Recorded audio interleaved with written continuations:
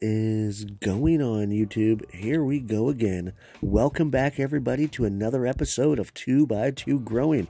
Hope you're all having a really awesome day today. So we are now on to episode 4 of the deep dive series, and in tonight's episode we are exploring the topic of water curing. Yes, it is a thing, and some people do it. In this video, we are going to be going over a few topics. What is it? How to do it? And can't forget about the positives and the negatives. And then I'll throw in my personal opinion on whether I think you should be doing it at all. Okay, let's start off at square number 1, everyone. So, what is water curing? That is the process of using water to break down the chlorophyll and other harsh molecules that might be affecting the smoothness of your smoke. A little bit of a side note, this is not the bud washing technique that you might have heard of before. This is completely different.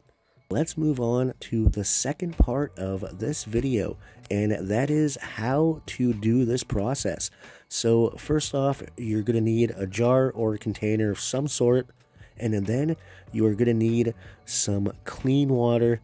If you're using your tap water, definitely make sure you've tested the ppms and you know whether or not you have some clean water.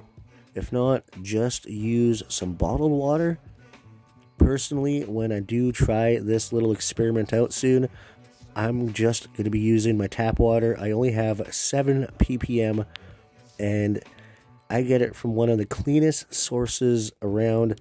BC has some of the best water, especially in the lower mainland. So you are going to fill up your jar or container, take your freshly harvested bud, trim off any sugar leaves or unwanted larvae of any sort on your buds.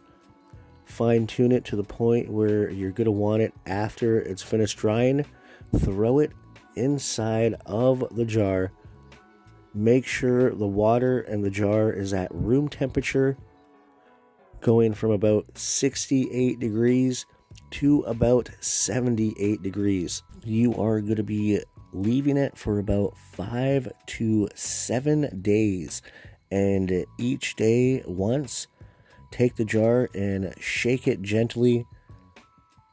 After that, take out all of the bud, put it on a drying rack, and make sure it's all dried up and good to go, and then smoke as you see fit. Let's move on to the third part of this video, and that is the negatives and the positives for water curing. So the positives are pretty much, it's pretty simple to do the curing process, and it speeds things up a little bit, a couple of weeks. But beyond that, maybe a little bit of a smoother smoke. Once again, I have not done this process. Just for science sakes, I'm going to be trying this out myself, just with one branch. I'll give it a little bit of a go, and I'll give you my report on it. So the negatives, on the other hand, it does decrease smell and taste. So that is pretty big. That's a pretty big issue, I'm not gonna lie, at least for me and my smoke. Now, some people have to be a little bit more discreet about their self-smoking, so that would be a positive for someone that needs to contain the smell a little bit more. But personally, for me, that's a pretty big negative in my mind. And then also, it's just a little bit weird of a process, leaving your plant matter and bud in water for a couple days. That's kind of foreign to me and sounds a little bit weird. So, like, might give you a bud rot or something. I'm not 100% sure. Once again, I will be trying this process out just with a branch or two, so I can actually see what's up. And then on to the final and last thing. Should you be doing this? Well, the only real reason I could see for you to be doing this is if you're on a really hasty time schedule and you want some smoother smoke. And maybe, once again, if you need to hide the smell a little bit, depending on where you may live. But in my honest opinion, I wouldn't be doing this. Anyway, please go down there and smash that like button. I'm going to be wrapping this episode up right about now. Take her easy, everyone. I will see you next time.